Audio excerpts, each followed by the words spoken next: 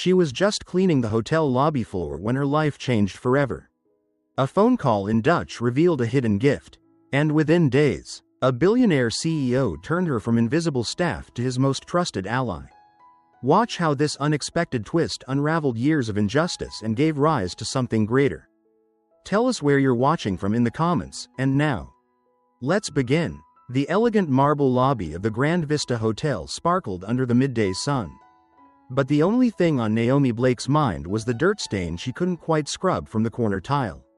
Bent over with gloved hands, she heard her phone vibrate deep in her pocket and froze. Answering calls while on duty was strictly forbidden, especially for janitorial staff, especially under manager Carson's rules.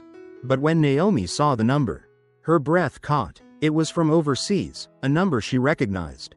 The University of Leiden. After 6 failed scholarship attempts. Could this finally be the call? Naomi glanced around and ducked behind a tall floral arrangement. Just one moment, she whispered to herself, her voice shaking as she accepted the call. Naomi Blake, she answered quietly, doing her best to stay out of sight. The voice on the other end spoke Dutch fluently. Professor Van Brecht, from the International Linguistics Program. Without hesitation, Naomi replied in perfect Dutch. Her pronunciation was crisp, confident, and completely native. As they discussed the confusion over her motivation letter, she noticed the lobby growing strangely quiet. She looked up and froze. Just a few feet away, standing beside a furious manager Carson, was none other than Ethan Maddox, the billionaire founder and owner of the Grand Vista hotel chain. His piercing gray eyes were locked on her, curious and intense. Naomi's voice faltered. "I'll call you back, tot straks, Professor," she said hastily in Dutch and hung up. "Blake, my office, now," Carson said, her voice clipped and cold. The walk to the basement-level staff office felt like a death march. As she passed other cleaning staff, Naomi caught the sideways glances, some pitying, some smug. At 29, she was the only black woman in housekeeping with a college degree. Not that anyone cared, not that it ever helped. Once the door shut behind her, Manager Carson wasted no time. No phones on duty, and certainly not in the main lobby. She snapped, "And what were you even speaking? French? Dutch?" Naomi replied softly, instantly regretting it. "I don't care if it was Klingon. What matters is that Mr. Maddox saw a janitor chatting away while guests walked past trash." Naomi swallowed the rising frustration. She had seen the front desk girls chatting on phones countless times with zero consequence. But she knew better than to argue. "I'm reassigning you to the convention center restrooms for the next 3 months," Carson declared, scribbling on a clipboard. "Maybe you can speak all the foreign languages you want down there, away from guests." Naomi's heart sank. That area was brutal. Large corporate events, extra shifts, no overtime pay. Classic Carson punishment. "You can go," she said, "and consider yourself lucky you're not fired." That night, Naomi curled into the corner of the tiny apartment she shared with 2 exhausted nurses. She stared up at her linguistics degree from Howard University and the 3 international certifications framed beside it, all silently mocking her. 6 years of hotel cleaning, rejected applications, dead-end interviews. No one saw her. The next morning, she reported to duty early, head high, gloves on. She would endure. But by mid-morning, the hotel phone rang. Naomi was called to the front desk. Human resources wanted her immediately. "What, HR?" She nervously straightened her uniform, made her way to the gold-trimmed elevator, and pressed the button for the top floor, a place cleaning staff never went. As the doors opened, Naomi stepped out into a world she'd only seen in glimpses. Glass offices, leather chairs, people in suits talking deals worth more than she'd make in a decade. The HR director met her with a firm nod. "Naomi Blake?" the woman said. "Right this way. Mr. Maddox would like a word."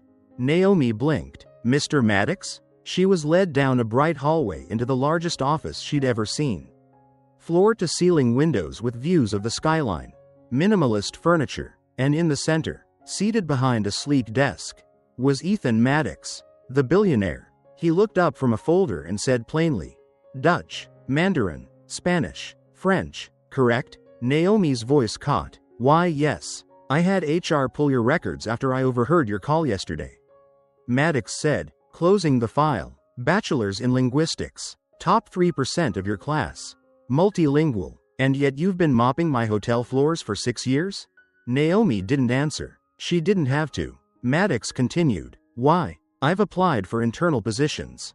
47 applications. 12 internal transfer requests. All ignored. She said, voice steady now. By who? Manager Carson. And also Mr. Doyle in operations. Maddox jotted their names on a notepad without flinching. He leaned back. That's odd. Doyle's always complaining about our lack of staff who speak Asian languages.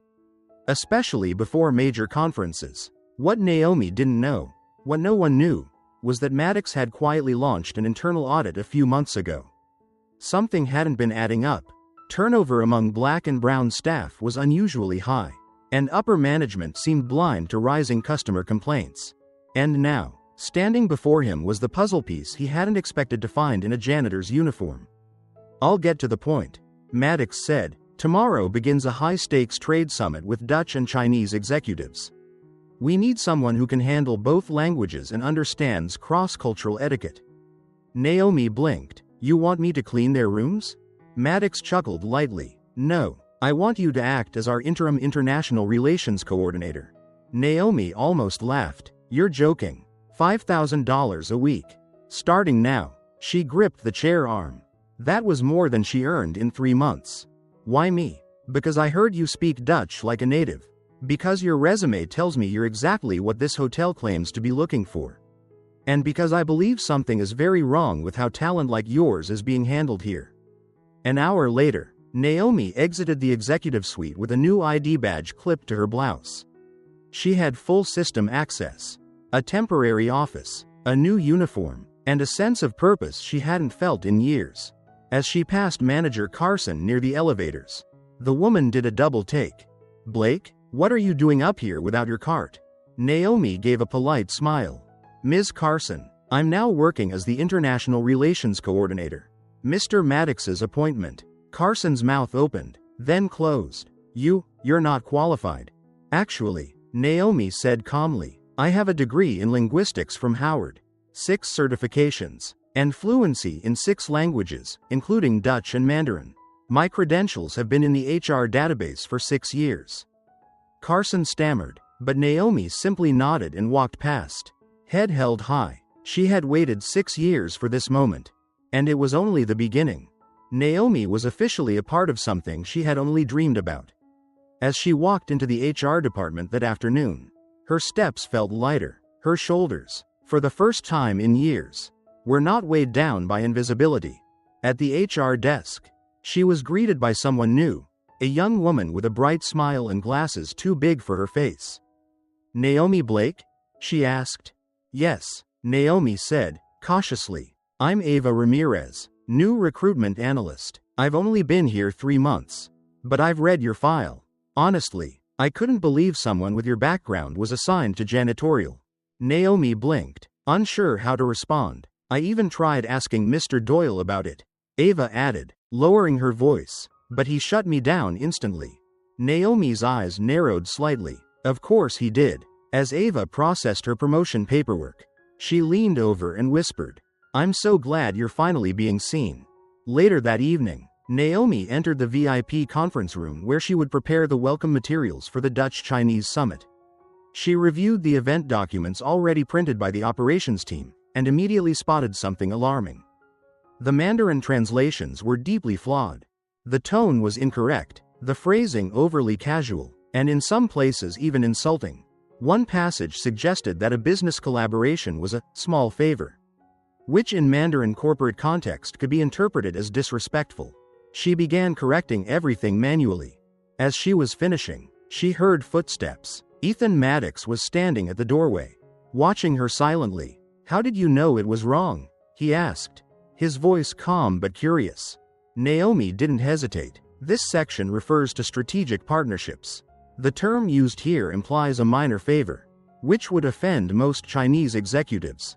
It's an issue of cultural tone, not just language. Maddox stepped into the room, frowning as he looked over the documents. Mr. Doyle swore he hired the best. Naomi shook her head. Whoever translated this may know Mandarin words but not business etiquette. And based on the structure, I doubt they're even certified. Can you prove that? She opened the drawer, pulled out the original file copy, and pointed to a line that had a glaring mistranslation. This phrase would be appropriate in a street market, not in an international negotiation. Maddox stared at it for a moment. Doyle paid $50 for these. Naomi arched an eyebrow. Then someone got scammed. What neither of them said out loud, yet, was the rising suspicion that something more was going on behind the scenes. The next morning, the conference kicked off. Naomi wore a tailored navy blazer, on loan from HR, and her hotel badge now bore her new title. As she moved gracefully through the room, switching between Mandarin and Dutch, she mediated small disagreements, translated partnership clauses, and connected leaders with uncanny ease. For the first time, the multilingual guests felt heard. At one point, Mr. Doyle, the hotel's longtime director of operations, approached Naomi with a wide smile. "Miss Blake," he said smoothly, "I must say, I'm quite impressed." Naomi turned, maintaining a neutral expression. "Thank you." He leaned in slightly. "Manager Carson clearly misjudged your potential." Naomi replied politely but firmly. "Yes, especially considering that my resume, listing fluency in Mandarin, was ignored while the hotel spent tens of thousands on outsourced work."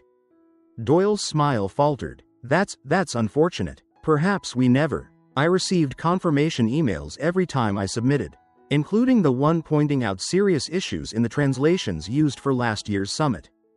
Doyle's jaw tightened, but Naomi didn't let him speak. "And Ava from HR found the vendor records."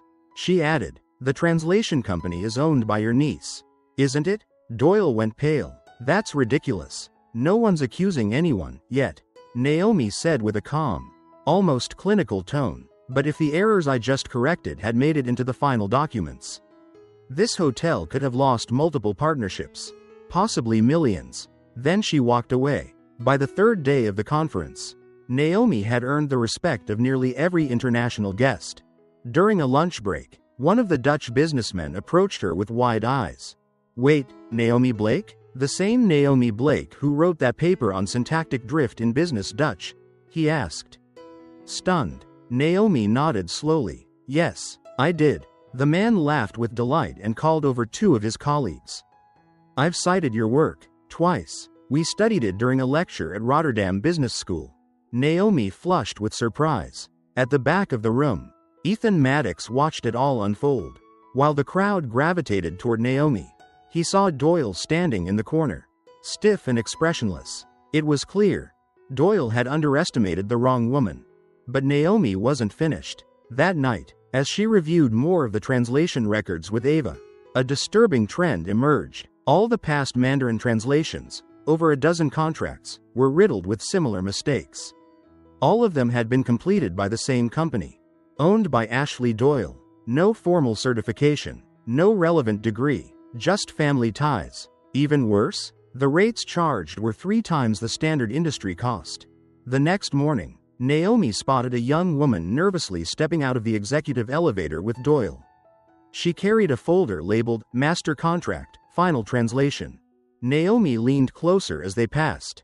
The same glaring translation errors were still there. She wasted no time. She burst into Maddox's office unannounced. Phone in hand. "I need to show you something." Maddox looked up from his desk. "Go ahead." Naomi laid out everything. Screenshots of the errors, proof of inflated billing, and confirmation that Ashley Doyle's certification was fake.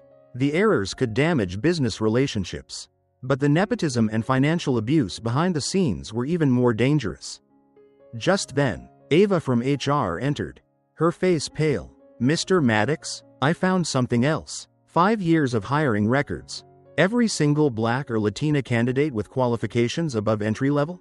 Rejected." Maddox flipped through the documents, his face growing darker. "We knew something was off," he muttered. "But this is deliberate." Right then, Doyle stepped into the room, uninvited. "The Dutch delegation is ready to sign. But there's a question about the translation." Maddox stood, calm, cold. "Thomas," he said, "I have payment records for $50 for services that were inadequate at best." Meanwhile, We had someone fluent in Mandarin cleaning restrooms. Doyle blinked. We hired the best. Ashley Doyle has zero professional credentials, Naomi said, stepping forward. I confirmed with Beijing University. Her so-called certification? Fake. You're just a janitor with a chip on her shoulder. Doyle snapped, glaring at her. PhD in applied linguistics. Naomi replied evenly. 6 peer-reviewed publications, all in our files. Maddox's voice was like steel. I've called a board meeting in 30 minutes. By then, I want her resignation letter. And yours. Doyle's mouth opened, but no sound came out. You have until then. 30 minutes later, the Grand Vista Hotel's executive auditorium was packed. Every manager, supervisor, and department head had been urgently summoned. In the front row sat the international business delegates. Puzzled but intrigued, some whispered to each other. Others simply waited. Naomi stood quietly beside Ethan Maddox on stage, her newly issued staff badge gleaming under the lights. Sarah Carson, the cleaning manager, was seated near the back, pale and visibly anxious. She hadn't been told what this emergency meeting was about, but the rumors had reached her ears. Ethan stepped forward and adjusted the microphone. Good afternoon, everyone, he began, his tone grave. This week, we came dangerously close to jeopardizing millions of dollars in international agreements, not because of market changes or competition, but because of internal failings that go against everything this company claims to stand for. Murmurs rippled through the crowd. For years, Maddox continued, certain managers at this hotel have implemented unofficial practices that denied advancement to qualified employees. Practices based not on performance, but on race, background, or personal connections. A hush fell over the room. Behind him, a large screen flickered to life, displaying hiring and promotion statistics. The graphs were damning. Rejection rates for Black, Latino, and Asian candidates for leadership roles were significantly higher, even when their qualifications surpassed those of white applicants. Then came the receipts. Inflated contract payments to a translation firm owned by a relative of a department head. Despite the availability of more qualified internal staff, a photo of Ashley Doyle's business profile appeared, along with excerpts from the error-ridden Mandarin translations. Gasps echoed across the room. And yet, Maddox continued, while all this was happening, we had a multilingual PhD graduate cleaning our hotel bathrooms. For 6 years. He turned to Naomi and gestured for her to step forward. Naomi Blake. Her expertise prevented a cultural and diplomatic disaster this week. She not only corrected flawed documents, she re-established the trust we were about to lose. Applause started in the back, slow but strong. Members of the cleaning crew stood up, clapping through tears. Naomi looked out at them and nodded silently. And effective immediately, Maddox declared. Thomas Doyle is terminated for cause. Sarah Carson is suspended pending a full investigation into her management practices. Gasps again. Carson slumped in her seat, eyes wide. We will be conducting a complete audit of all hiring and promotion decisions across every property we own. Going back 5 years, a new committee will oversee these reviews, and Naomi Blake will lead it as our newly appointed Global Director of Internal Communications and Cultural Integration. The applause was deafening this time. Even some of the executives who'd previously ignored Naomi joined in, though awkwardly, as Maddox concluded his remarks. The international delegates stood and applauded too. A few approached Naomi afterward to thank her personally for her accuracy, professionalism, and grace. Backstage, Maddox turned to her with a rare smile. You just saved this hotel, and maybe more than that. Naomi smiled back. I only told the truth. Later that evening, as the hotel returned to its normal rhythm, Naomi entered her new office, 27 floors above where she used to mop floors. The room was modern and understated, with a view overlooking the city skyline. It was more space than her entire apartment. As she settled behind her desk, Ava knocked gently and stepped in with a manila envelope. Final confirmation, she said. Whitmore's niece, Ashley Doyle, falsified her credentials. We have written proof from every school she claimed to attend. Naomi nodded. Add it to the board report. No more cover-ups. Ava hesitated. You know, when I first started, I saw your resume. I thought you must have been promoted already. I mean, how could anyone overlook someone with your experience? Naomi gave a small laugh. They didn't overlook it. They buried it. Ava exhaled. Not anymore. Just as Ava turned to leave, Naomi pulled open a drawer and handed her a second copy of the audit documents. "Take this home, just in case," she said. Truth has a tendency to threaten people. The following week, Naomi launched the first phase of a bold new initiative, the Invisible Talent Project. Its goal: identify underutilized employees across every department, prioritize internal promotions, and reduce reliance on overpriced, often nepotistic contractors. The first round of evaluations revealed 147 employees who had been overlooked despite advanced skills in languages, management, finance, and even engineering. 83% of them were Black, Latino, or immigrants. Within weeks, Naomi began moving them into new roles, training programs, mentorships, and direct access to internal job boards they'd never even known existed. Maddox, now visibly energized, championed the program to other CEOs. Investors started paying attention. The hotel's reputation soared. International reviews praised the new staff engagement approach, and employee morale rose to historic highs. One afternoon, Naomi received a message. It was from the University of Leiden. Professor Van Brecht, the same man who had unknowingly triggered her rise, was offering her a visiting lecturer position in the Netherlands, part-time, remote, to share the real-world impact of linguistic intelligence in business leadership. The email said. She smiled, turned toward the window, and closed her eyes. It had started with a simple phone call, but it had never been simple. Meanwhile, far from the towering glass walls of the Grand Vista Hotel, Sarah Carson was now managing the laundry department at a roadside hotel in Fresno, California. The demotion had been humiliating. She had taken it to avoid a formal investigation and permanent blacklisting.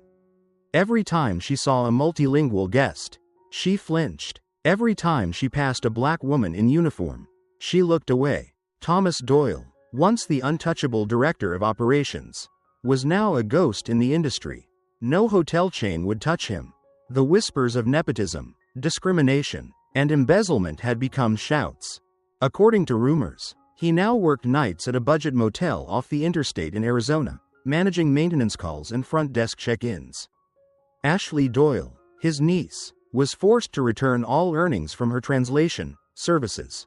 She was completing an ethics and language certification program, ironically funded by the New Coleman Foundation for Inclusive Language Education. Back at the Grand Vista, Naomi stood before a small crowd of hotel employees and press. She was announcing the Naomi Blake Scholarship, a fully funded education program for hotel staff and their children, designed to remove the barriers that once held her back. The first recipient? The daughter of a housekeeper from the laundry team, a girl who wanted to study international hospitality and learn 5 languages. "She reminds me of me," Naomi said quietly as she handed over the certificate. Later, someone asked her, "What was your revenge?" Naomi smiled. It wasn't revenge, it was justice and a reset. This was never just about me. It was about everyone who's ever been told they're too much, too different, or not enough, just because someone refused to see them. 6 months had passed since the day Naomi answered that call in Dutch while scrubbing marble floors. And in those 6 months, a quiet revolution had taken root, not just inside the Grand Vista Hotel, but across the entire hospitality industry. Naomi's office now sat high on the 32nd floor. Glass walls offering a sweeping view of the Manhattan skyline. A polished brass plaque outside the door read, "Dr. Naomi Blake, Vice President, Diversity and International Relations." Inside, the space was airy and modern. But the true power it held wasn't in the decor or the panoramic view. It was in the policy folders neatly lined on her desk. These weren't just corporate initiatives. They were the blueprints for a new era. Her assistant, Ava, knocked softly and entered with a tablet in hand. The restructuring committees assembled and waiting. All regional managers are on the conference call. Naomi stood, smoothing her dark navy blazer. Then let's show them what invisible talent looks like when it's finally given a seat at the table. She stepped into the conference room, where Ethan Maddox and several board members were already waiting. Dozens of regional hotel leaders watched via livestream. On the screen behind her, a presentation began with 5 simple words. The Invisible Talent Project, Phase 2. In the first 6 months, Naomi began, her tone steady but passionate. We identified 147 employees across our properties who had advanced skills in languages, finance, leadership, and more, all of whom had been overlooked. 83% of them were Black, Latino, or immigrants. Charts followed, each more staggering than the last. Outsourced translation costs, down 78%. Customer satisfaction among international guests, up 42%. Employee engagement and retention, at record highs. Diversity ratings, now the highest in the industry. Maddox leaned back, visibly proud. Naomi had not just exposed a failing, she had turned it into a competitive advantage. But she wasn't finished. In Phase 2, she continued, we're launching a mentoring initiative. Every employee promoted through the program will now be responsible for identifying and uplifting at least 2 other underutilized colleagues. Talent shouldn't be hoarded, it should multiply. The boardroom burst into quiet applause. Meanwhile, in a small, less glamorous hotel in Riverside, California, Sarah Carson adjusted the schedule for the laundry staff. Her name tag no longer read manager of housekeeping, just laundry supervisor. After a full investigation, she'd narrowly avoided termination by accepting a demotion and relocation. Every time she passed an ambitious young worker, she was reminded of Naomi, the woman she had tried to keep invisible. The irony? Naomi's rise had ensured that women like Sarah could no longer block anyone's future out of bias or fear. And across the country, Thomas Doyle was nearly unrecognizable. Once a commanding figure with custom suits and a private office, he now worked the graveyard shift at a faded motel off an Arizona highway. The chain of events Naomi had triggered had left him blacklisted, the industry doors permanently closed. He spent his nights resetting room keycards and avoiding eye contact with guests. His niece, Ashley, was now enrolled in a full-time Mandarin program. As part of her restitution, she was working under scholarship, one funded by the Coleman Foundation, an initiative Naomi helped establish. Justice, Naomi believed, wasn't just about firing people. It was about building systems so that corruption had nowhere to hide. One crisp autumn morning, a letter arrived at Naomi's office. The envelope was simple and elegant, marked with the seal of the University of Amsterdam. It was from Professor Van Brecht, the man who, unknowingly, had changed her life with a single phone call. He'd followed her story, read the articles, watched the news coverage. Inside was an invitation. Dr. Naomi Blake, we invite you to serve as a visiting professor in our Applied Linguistics and Cultural Communication program. Your lived experience and professional leadership offer rare and powerful insight. Naomi ran her fingers across the letterhead and smiled. It had come full circle. Later that week, in a modest but packed auditorium at the Grand Vista, Naomi stood in front of employees from every department, from housekeeping and maintenance to administration and culinary. Today, she was launching something personal. The Naomi Blake Scholarship Fund. She announced, a fully funded educational program for hotel employees and their children. Whether you want to study hospitality, linguistics, business, or the arts, if you work hard, you'll have a path. The crowd erupted in cheers. The first recipient was a shy 17-year-old girl named Liana, the daughter of a janitor Naomi had worked alongside for years. Her dream was to become a hotel general manager and learn 5 languages. She reminds me of me, Naomi whispered to Ava as they posed for a photo. Afterward, a reporter from a small business journal approached Naomi backstage. What do you think your greatest victory has been? He asked. Getting promoted? Exposing discrimination? Starting this scholarship? Naomi thought for a long moment. No, she said, my greatest victory is knowing that somewhere in this building, or one of our properties across the country, there's someone right now who feels seen for the first time. Not because I fought for them directly, but because now, the system does. That evening, Naomi sat alone in her office, the city glittering outside her window. She opened her desk drawer and pulled out an old, worn resume, the same one she had submitted 12 times, the one that had once been ignored. She stared at it for a long time before tucking it into a frame beside her doctorate diploma. A gentle knock interrupted her thoughts. It was Maddox. You ready for tomorrow's summit? He asked. I was born ready, Naomi said with a soft laugh. Then, after a beat, she added, Thank you, Ethan, for listening, for believing. You earned every bit of this. He said simply, all I did was stop ignoring you. Epilogue. It started with a single phone call in Dutch, a moment of courage in the middle of an ordinary workday. But that call didn't just change Naomi Blake's life. It exposed years of injustice. It restructured a company. It gave a voice to the unheard. And it reminded the world that true greatness doesn't rise because someone opens the door. It rises because someone dares to knock until the whole building listens. If Naomi's story moved you, drop a comment below and tell us where you're watching from. Don't forget to subscribe, hit the notification bell, and like this video for more powerful, true-to-life stories that show how ordinary people can create extraordinary change. Because the invisible are finally being seen.